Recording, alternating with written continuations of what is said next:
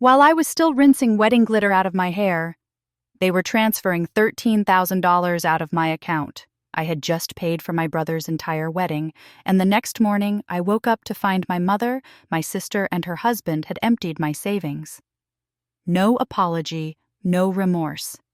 Just one sentence I'll never forget. You're single. You don't need that much. This isn't just a story about stolen money. It's about what happens when your kindness becomes a currency your family feels entitled to. Stay with me because the moment I decided to fight back, everything changed. My name is Emily Carter. I'm 35, a financial director based in Portland, Oregon. Last week, I flew down to Santa Monica for my younger brother, Eli's wedding. It was a warm coastal day. The ocean glittered under a pastel sky, and everyone kept saying it felt like a movie. Fairy lights strung across the outdoor patio, soft jazz humming in the background, people laughing, glasses clinking. And it should have been unforgettable, because I'd paid for almost all of it. Eli's young, just finished paying off student loans with his now wife, Hannah. My parents retired living on a fixed income. So when it came to the venue, catering even, Hannah's gown, I stepped up. Without question. It felt right. Family helps family. At least, that's what I thought. The morning after Marcus, my boyfriend of 2 years, and I were checking out of the hotel. He was humming while zipping up our suitcase. I pulled out my phone to pay for the room and froze. "What is it?" Marcus asked instantly. Alert. My hands were shaking. "My bank account. It's missing $13,000. He came over, eyes narrowing as I scrolled. Just last week, I had $21,000 in there. Now there was barely $8,000. We looked through the transaction history. My heart fell. 3 large transfers. $4,000 to Rachel Bloom, $5,000 to Kevin Bloom, $4,000 to Karen Carter. Rachel is my sister Kevin, her husband. Karen is my mother. All transfers processed at 10:47 p.m. the night before I was in the shower. Then my phone had been on the nightstand. I could feel the air leave my lungs. It wasn't just the money, it was the audacity. Marcus saw it too. "They used your phone." I didn't answer. I couldn't. We rode the elevator down in silence. The reality of it hit harder than I expected. I'd always given without asking. Helped Rachel with Olivia's private school tuition, paid Mom's medical bills last winter. Chipped in when Kevin's car broke down. Never once did I ask for repayment. Never once did I say no. But now they'd helped themselves. My phone buzzed. It was my mother. I answered, trying to keep my voice level. "Hey, Mom, I need to ask you something. There were some transfers from my account last night. Do you know anything about them?" She was silent for a moment, then chuckled, like I'd asked about a forgotten grocery list. "Oh, that, I figured you'd notice sooner. Rachel said it was fine. It's for the wedding, sweetheart. A thank you of sorts." "A thank you." My voice cracked. "You took $13,000 without asking. Don't be so dramatic. Emily, you're single. You have a great job. You don't need all that money sitting around. It wasn't yours to touch. Rachel guessed your password. You really should pick something stronger than your childhood cat's name." I was stunned. Rachel had guessed my password and transferred my money. Mom knew, Mom approved. "Mom," I said slowly, trying not to cry. "This is theft." "No, it's family. You always say you're generous. Well, we just made it easier for you to be." Then she hung up. Marcus took the phone from my hand gently. "Emily, we're going to the bank now." But I was still standing there in the hotel lobby with my world rearranging itself around me. They didn't just take money. They took my trust. They took years of silent giving and turned it into an obligation. And worse than what they did was how they reacted, like I was the one being unreasonable, like kindness should come without boundaries, like my financial stability was theirs to divide. Later, sitting in the car, Marcus asked, "What do you want to do?" I looked out the window, voice barely audible. I don't know, but they're not sorry, and that was the heartbreak. The drive back to Portland was quiet. Marcus kept one hand on the wheel, the other resting gently on mine. The ocean gave way to winding roads, and the wedding weekend already felt like something from another lifetime. A dream turned sideways. At home, I dropped my suitcase by the door and went straight to the kitchen. I didn't unpack, didn't change. I just opened my laptop, pulled up my bank records, and began scrolling. 3 years. That's how far back I went. I started marking every transfer made to family, every loan, every favor, every "I'll pay you back next week" that never materialized. $600 for Rachel's heating bill during that freak February storm, $1 and $200 for Kevin's car repairs, twice $2,000 for Mom's medication that month. She was in and out of urgent care. $500 for Olivia's school field trip. Birthday gifts, graduation gifts, covering dinner tabs just this once. Over and over again, I said yes. And it wasn't just the money. It was the unspoken agreement that I was the one they could lean on, that I'd always come through, that my success made me responsible for their comfort. I never asked for thanks, but I also never imagined they'd feel entitled to my savings, that they'd see me in the shower, phone unlocked on the nightstand, and think, we deserve this. By midnight, I had highlighted over $27,000 in transfers, not including the wedding. That number sat heavy in my chest. I used to call it love, loyalty, being the reliable one. But now it looked like something else, a pattern of silent exploitation. Marcus stepped in with a mug of chamomile tea. You need to rest.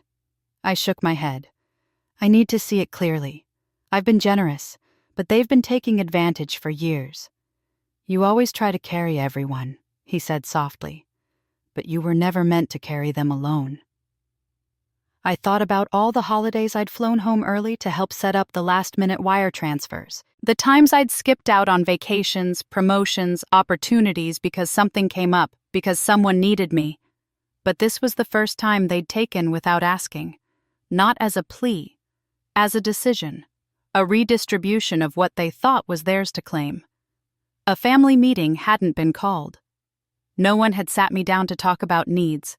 There had been no conversation, no choice, just action. Rachel knew my password. They knew my schedule. They watched me step into the shower and saw their moment. I stared at the ceiling that night, wide awake. I wasn't angry, not yet. I was something colder, clearer. I realized that my role in this family wasn't daughter or sister anymore. It was provider. And like all roles taken for granted, I had become invisible, but not anymore. I wasn't going to shout. I wasn't going to beg. I was going to take the first step out of the silence I had helped build. And for the first time in years, maybe ever, I was going to put myself first. Not out of selfishness, but because giving doesn't mean disappearing. Because love without respect is not love. And because being the strong one doesn't mean being the used one. That night, I renamed the bank record spreadsheet, The Years of Giving. I saved it. And I slept finally. Tomorrow, I would start writing something else entirely. A new boundary. A new story. The next morning, I called my bank. The rep on the phone was polite but hesitant. All 3 transfers were authenticated using your device. Ms. Carter. Same IP address. Same login. No signs of a third-party breach. I leaned against the kitchen counter, feeling the cool granite press into my back, but I didn't authorize them. She lowered her voice slightly. Then, I'm afraid this may fall into a gray area, particularly if the transactions were made by someone you know, someone I trusted. I ended the call and sat down staring at the open laptop. On a hunch, I opened my notes app. Tucked between old grocery lists and recipe ideas was a document titled Family Estate Planning. It was a shared file I'd drafted months ago to help my mom sort out her will. I clicked it open and my breath caught. A digital signature, mine attached to a folder titled Family Emergency Access Agreement. I didn't remember signing it, I certainly hadn't agreed to give blanket financial access. I scrolled through the PDF and saw a paragraph that made my blood run cold. In the event of illness, incapacitation, or family emergency, all named family members, Karen Carter, Rachel Bloom, are permitted limited financial access to Emily Carter's primary savings and checking accounts for purposes deemed mutually beneficial to the Carter family's well-being. Below that, my digital signature. Backdated. 3 months. Marcus, I called, voice shaking. He walked in from the balcony. Look at this. He read silently, then narrowed his eyes. That's not legal. They can't just fabricate a financial access clause, but it has my signature, I whispered. He pulled out his phone. We need to talk to someone who can tell us what this really is. By noon, we were on a call with my old friend and attorney Nicole Huang. We'd gone to undergrad together before she went off to Stanford Law. I've seen something like this before, she said, tapping her keyboard. It's often used in elder care situations or with medical proxies. But what you're describing sounds shady at best. She paused. Emily, was your signature ever collected digitally for something else? A family trust? Maybe? I closed my eyes. Yes. When we refinanced the cabin in Bend 2 years ago, I signed some e-documents through Rachel's notary friend. Nicole sighed. That's probably where they got your signature file. They copied it onto this document. It won't hold up in court, but they'll pretend it's valid long enough to stall any charges. So what do? I asked quietly. Nicole's voice softened. We build a case. Start gathering every piece of evidence, messages, texts, anything that shows this wasn't voluntary. You're not crazy, Emily. You were deceived, and if they forged legal consent to cover that up, it's fraud. I nodded slowly, heart pounding. I felt the first twinge of anger. Not just hurt, not just sadness. Anger with teeth, because this wasn't a misunderstanding. It was a plan. They hadn't just taken my money. They'd laid a paper trail designed to silence me if I ever fought back. But they'd forgotten one thing: I don't give up easily. Marcus reached across the table and took my hand. Whatever comes next, he said, we face it together. I looked out the window. The Portland sky, overcast but steady. I wasn't ready for war. Not yet, but I was done. Being silent. The truth had terms too, and I was ready to write mine. I didn't call anyone back. Not my mom, not Rachel, not Kevin, not even Eli. For 3 days, I let the silence speak. And oh, how they hated it. The first message came in late Sunday night, a text from Rachel. Hey, can we talk? You're blowing this way out of proportion. Then one from my mother the next morning. I don't understand why you're so upset. It was a family decision. You have so much. By Tuesday afternoon, my voicemail was full. Guilt cloaked in love. Confusion cloaked in concern. Not a single apology. Not even a hint of regret. And that told me everything I needed to know. On Wednesday, Kevin called Marcus. Not me, Marcus. Tell her we're willing to talk this out, he said. It doesn't need to go any further. Marcus hung up without responding. By then, Nicole had filed an official fraud alert with the bank and began the paperwork for a civil investigation. It wouldn't lead to arrests, not yet, but it created a formal trail. A warning shot. That night, I opened an email from my mom. Your actions are tearing this family apart, all over some digital transfers. And there it was. The real problem wasn't the theft. It was that I had dared to say no. They were used to my yes being immediate, unquestioned, automatic. My resistance now. It wasn't just inconvenient. It was betrayal. But I wasn't the betrayer. I was the boundary. On Thursday morning, my phone lit up with a new call. Eli. I hesitated, thumb hovering over the screen. Then I picked up. Hey, I said. He sounded tired. Are you okay? Not really. There was a pause. Then I didn't know. About the money. You didn't ask either. He exhaled. I just thought Mom was helping with the wedding, Rachel said. She handled it, said you'd offered. My jaw tightened. You think I would transfer 13 grand from my account without mentioning it? He was quiet for a long moment. No, he finally said. No, I don't. That was the first crack. He didn't defend them. He didn't accuse me. He just sat in the middle of the truth, no longer sure where loyalty should land. I'm sorry, Em, he said quietly. I should have checked. I should have asked. I didn't say it was okay because it wasn't. Instead, I said, I'm glad you called. And I meant it. That night, for the first time since the wedding, I slept through until morning. Not because things were fixed, but because the silence had finally broken on my terms. They could beg, they could bargain, but I wouldn't go back. Not to being the invisible helper, not to being the easy target. If they wanted to rebuild trust, it would be brick by brick. And I wasn't lifting the first stone. It came as a LinkedIn message 3 days after the confrontation, from a name I hadn't heard in 5 years. Janice Rowell, former VP of Strategic Partnerships at a firm I once consulted for during a freelance project in Chicago. The subject line read, "Let's talk." Emily, I clicked, expecting a polite check-in. But what I read stopped me cold. Hey, Emily, I've been following your career for a while and your name came up in a meeting this week. We're building something new at Halstead Advisory, a financial ethics and risk integrity division, and we need someone to lead it. I'd love to talk. This won't be about patching someone else's mess. This is about building a gold standard. If you're open, I can hop on a call tomorrow. Marcus noticed me frozen at the kitchen table, coffee gone cold in my hand. What's going on? Someone wants me to build something, I said softly, and they want me to lead it. The next day, Janice and I had a video call. It was warm, familiar.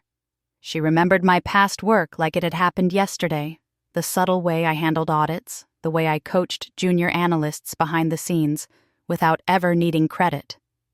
We've got funding. Emily. But more than that, we've got the vision. Transparency, accountability. No hidden policies. I want to bring in someone who knows how to build systems that are ethical, not just efficient. You'd be reporting directly to me. Full autonomy. Generous budget. I want your fingerprints on everything. I stared at her for a second, disbelief tugging at the corners of my voice. Why me? She smiled. Because I know what it's like to be underestimated, and I know what it looks like when someone quietly does the work of 5 people and never asks for applause. You deserve a space that respects that. I muted myself for a second, emotion catching in my throat. Then I unmuted and said, "Let's keep talking." After the call, Marcus handed me a cup of tea, so he asked, "They want me to lead, to build, and not just systems, a culture. And do you want it?" "Yes," I whispered.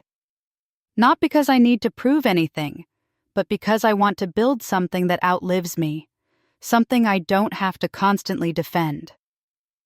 That night, I signed the letter of intent. I stared at the screen for a long time before hitting send. This wasn't about revenge. This wasn't about what my family had taken. This was about what I had left, and what I was finally ready to claim. In the days that followed, I started sketching frameworks, making notes, thinking about who I'd want to recruit. I reached out to a former junior analyst named Priya, who I mentored during my early years in Denver. She responded in 5 minutes. "You're building something, I'm in. Wherever, whenever." And that's when I realized maybe all those years of giving hadn't been wasted. Maybe they were just seeds waiting for the right place to bloom. In the corner of my desk, the legal documents still sat, the evidence, the timelines, the statements. I wasn't done with that chapter. Not yet. But I finally had another one to write, and for the first time the page felt entirely mine. While I was starting to outline new systems at Halstead, things were beginning to unravel at home, not mine, but the one I'd been born into. The silence I had offered my family wasn't retaliation. It was a decision I chose not to explain myself to people who treated my generosity as a resource to plunder. But silence has a power. They didn't anticipate. It creates a space where consequences echo louder. The first ripple came from my Aunt Lynn, a message almost casual. "Hey, honey, I heard some drama went down after the wedding. Your mom hasn't been herself. Just wanted to check on you." Then a second wave. My cousin Nora reached out. Rachel posted something cryptic about betrayal and money. "Is everything okay?" I didn't reply. I didn't explain. I didn't justify. Because what I knew, what they were beginning to feel, was that my absence meant something. For years I had been the glue, the unspoken safety net. Birthday dinners, covered by me. Holiday gifts for Olivia and Ethan. Shipped from my account emergency bills, I was the one they always called. And now I was gone. And they were crumbling. Marcus saw it before I did. The signs Rachel posting on Facebook about needing help with rent. Kevin asking on LinkedIn if anyone knew of finance gigs. My mother calling every third day and hanging up after one ring. "I think they thought you were bluffing," he said one evening. "But now they're realizing you're not coming back." The final proof came in the form of a voicemail. "Zoe, it's Mom. I don't know what to say anymore. I know things got out of hand, but Olivia's school needs payment next week and Rachel is at her wit's end. Please, just call me." I didn't. Instead, I forwarded the message to the family financial crimes investigator. Every word was logged as additional evidence, not out of vengeance, but out of protection. The truth needed to remain documented. Meanwhile, Halstead had quietly announced my new role. Internally first. Then, in a press release, Emily Green joins Halstead Advisory as Head of Financial Integrity Systems. Within 24 hours, I received 6 emails from former colleagues. 3 asked about roles. 2 sent congratulations. 1 said simply, "About time someone gave you what you've always deserved." The contrast between the 2 worlds I was straddling couldn't have been clearer. At home, guilt manipulation and betrayal. At work, structure, clarity, respect. And in the middle stood me. Not bitter, but awake. Then it happened. Jason called. "I just got off the phone with Rachel," he said. "She said Kevin might lose his job. Something about a credit flag and a pending civil suit." I stayed quiet. "And Mom?" he added, hesitating. Mom's friend told her that people are starting to talk about the court filing, about the police report. I nodded, even though he couldn't see me. "They're falling apart," he said finally. "And I think they're blaming you." My voice was calm.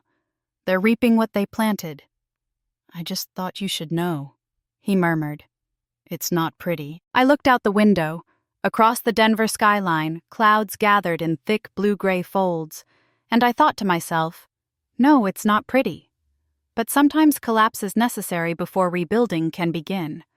And this wasn't the end of the story. It was just the beginning of what happens when people who took everything finally have to stand on their own. The voicemail came on a Wednesday, late evening, just after Marcus and I had finished dinner and were flipping channels with the kind of absent-minded comfort that only comes after a long day. My phone buzzed once. Then again, then a third time, I glanced at the screen. Mom missed call. Rachel missed call. Kevin voicemail. I let them pile up. I didn't move to answer. But then the 4th buzz came, and I saw a number I hadn't saved, but one I recognized. Jason. I picked up Emily. His voice came low and tight. "They want to talk." "All of them." I didn't respond. "They want to meet Mom. Said it's urgent." "Rachel's crying. Kevin's in trouble with his employer. They—" He trailed off. "They know they crossed a line." I was quiet for a moment. "And why are you calling me? Because I'm tired of being in the middle, because they've used you. And now they want to be forgiven, but not because they're sorry. Because they're scared." There it was. The clarity I'd waited for but never needed to speak. "I'll meet," I said one time. "In a public place." Marcus raised an eyebrow but said nothing. He just placed his hand gently over mine. The meeting was set for Sunday, a neutral cafe near the courthouse. Not too familiar, not too distant. Just exposed enough that no one could pretend to be anything they weren't. They were already seated when I arrived. My mother wore a cardigan she used to bring out for church. Rachel sat rigid, her hands clutched like prayer. Kevin sipped a coffee that must have gone cold hours ago. I sat down, silent. Rachel spoke first. "We messed up." My eyes didn't flinch. "We got desperate," she continued. "Kevin lost his bonus, Olivia's school fees." "You thought you were entitled," I said. "Not just to my money, but to my silence, to my loyalty." Kevin leaned in. "Emily, we understand now. We're not asking you to drop everything, just help us through this rough patch." I almost laughed. "You've had years of rough patches. And every time I helped, not because I had to, but because I thought it meant something." "And what did you do the moment I stopped?" No one answered. I continued. "I came today for one reason, to say something clearly, with no emotion clouding it. I will not press charges beyond what's already been filed, but I will not withdraw them either. This was never about revenge, it was about respect. Something none of you ever gave." My mother's voice cracked. "We're family. This can't be how it ends." I looked at her eyes steady. "It ended the night you let my sister steal from me and called it generosity." Rachel's eyes filled. I didn't know how to ask anymore. Every time I called you sounded tired, like helping us was a chore. "It wasn't a chore," I replied. "It was love until you treated it like an ATM." Kevin opened his mouth to speak, but I raised a hand.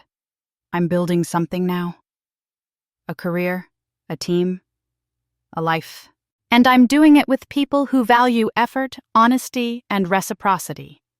I came to this meeting not because I owe you anything, but because I needed to hear it one last time. That you don't get it. And maybe never will." I stood up. "You don't need me back. You need to learn why I mattered." As I turned to leave, I caught Jason's eyes across the cafe window he had come but chosen not to enter. He nodded slowly. I stepped into the sun, and for the first time, the weight wasn't mine to carry anymore. It was theirs. At Halstead, the lights turned on early. The workday began before 9, but I found myself arriving by 7:30, coffee in hand, ideas scribbled on notepads. My mind clear in a way it hadn't been in years. This wasn't just a new job. It was a rebuilding of career, of purpose, of self. I sat in my corner office with windows that overlooked the Denver skyline. But it wasn't the view that mattered. It was the air calm, free of tension, of obligation, of unspoken expectations. For the first time in a long time, I was working somewhere that didn't demand my silence to keep the peace. When Maya Halstead's CTO asked me to build a team, I knew exactly where to start. Not with resumes, not with prestige, but with mindset. I chose people who asked the right questions, who listened before offering solutions, who saw systems not just as code but as living things. People who valued transparency, not secrecy. Collaboration, not ego. Within 3 months, we had a working prototype of the IntegrityNet framework. A financial verification engine designed to prevent the very kind of exploitation I had lived through. Our team culture was built around one rule document. Everything. No knowledge hoarding, no hidden workflows, no making oneself indispensable by obscuring the process. Because I had lived the opposite, and I knew what it cost. At our first all-team lunch, I stood before the room and said, "We're not building this to be clever. We're building it to last. If I walk away tomorrow, it should still work. That's how you know you've done your job right?" The room was quiet. Then, one by one, heads nodded. Someone clapped, then another. It wasn't loud. It didn't need to be. It was acknowledgement the kind I had once begged for and now received in quiet waves, and slowly the thing I feared most, that I would always carry the bitterness of betrayal, began to fade. In its place grew something steadier. Conviction that we don't just set boundaries to protect ourselves. We set them so that others can learn what respect looks like. The more I poured into my work, the more people reached out.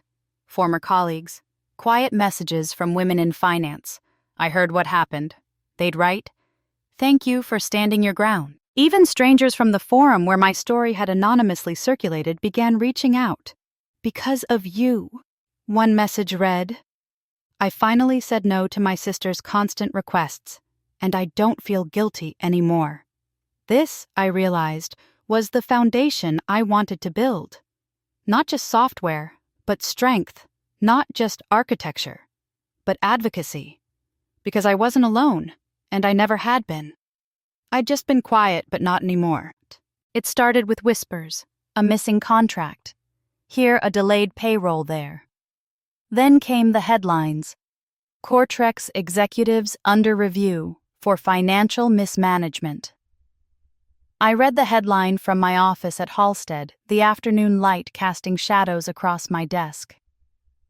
I didn't feel triumph. I felt confirmation. They had dismantled something solid and built a castle on sand. And now the tide had come. 2 weeks later, I got the call from Maya. "We've been offered a chance to acquire Cortrex's data infrastructure, pennies on the dollar," she said. "They're desperate and they know you're the only one who can make sense of what's left." I didn't respond right away. "I know what that place meant to you," she added gently. "And what it took from you, what it tried to take," I corrected. She smiled. "That's why I'm asking. Do you want to lead the integration?" I thought about the long nights I spent building those systems, the silence after the betrayal. The moment I said no and walked away, I thought about the lessons, the scars, the strength. "Yes," I said, "but we do it my way, which means full documentation, transparent process, no more black boxes, no more hero coders, and every remaining Cortrex employee gets retrained or let go with dignity." Maya nodded, agreed. 3 weeks later, I walked through the doors of my old company. But this time, I didn't scan a badge. I walked in through the front as a guest and a guide. The lobby looked smaller, the energy thinner. Half the faces were gone. Some former colleagues glanced up and quickly looked away. Others nodded silently. A few offered faint, tentative smiles. They remembered, not just who I was, but what I had tried to protect. In the server room, I stood in front of a console I once knew better than my own reflection. The code still bore my signature not in name, but in logic, in structure. In the quiet integrity of systems built to withstand pressure, Jason, one of the few engineers who stayed, walked beside me. "It's strange," he said. "We used to say you were too controlling. But now that it's chaos, we realize you were the one holding it all together." I didn't say anything. Just kept walking. We migrated what we could. Retired. What was obsolete? Built bridges where data silos had been. And slowly, Cortrex, or what remained of it, became part of something better. One morning, while reviewing the final integration report, I received an internal message from Maya. "You were right. The best revenge isn't revenge. It's redesign." I smiled. Because it wasn't just about building back what was broken, it was about proving to myself and others that the right thing done the right way eventually wins. Even if no one claps, even if no one says thank you. Because the systems we build and the boundaries we hold outlast the noise. The room was quiet, filled with the soft clack of keyboards and the low hum of ideas taking shape. I stood at the front of the conference room, marker in hand, whiteboard behind me filled with diagrams that weren't just technical, they were philosophical. "Your job," I said, "isn't to become indispensable. Your job is to build something that works long after you're gone." A dozen bright eyes looked back at me. Coders, analysts, architects, young, brilliant, curious. I wasn't just leading the team, now I was teaching a generation. It was the launch of Halsted's Systems Academy, a new internal program designed to train engineers not only to code but to think in systems, to build with clarity, to share knowledge, to leave no corner undocumented. This was my legacy. Not a monument, a movement. I created the first module myself, from chaos to clarity, designing with exit in mind. It wasn't flashy. It was practical, grounded, infused with everything I had learned the hard way. In our first week, we covered documenting not just what the code does, but why it exists, building in layers of fallback and transparency, ensuring no system breaks because a single person isn't there to fix it. I told them, if you walk away tomorrow and your system still runs like it should, that's the highest praise you can get. There was silence at first, then a slow, thoughtful nod from one of the junior engineers in the back. And I knew it had landed. Outside of the program, the ripples continued. I received quiet emails from former Cortrex employees, now starting over. Some wanted mentorship. Others just wanted to say thank you for standing up, for saying what they hadn't found, the words for Vanessa. A senior executive at a competing firm reached out to invite me to speak at a tech ethics summit. We need more voices like yours, she said. People who remember that systems don't just run companies, they affect people. I accepted. Because I wasn't just done healing, I was building forward. One Friday afternoon, as I packed up to leave early, Maya stepped into my office. Got a minute? She asked. Always. She held up a framed photo, our first team at Systems Academy, everyone smiling awkwardly at the camera. We're submitting this program to the National Board of Tech Education. They think it might be a model for industry-wide adoption. I took the photo, ran my fingers along the frame. You think they're ready? She smiled. I think you made them ready. That evening, as I stepped out into the soft Denver twilight, I thought about where this all began. A betrayal, a loss, a silence, a decision, and now a foundation. I walked through the park by my apartment, passing the bench where I once sat crying after that first confrontation with my family. I no longer avoided it. I sat there again, not as the woman who had been hurt, but as the woman who had decided to rebuild. And then I whispered the words I now told every student in the academy: build it so that someday when you walk away, it still stands.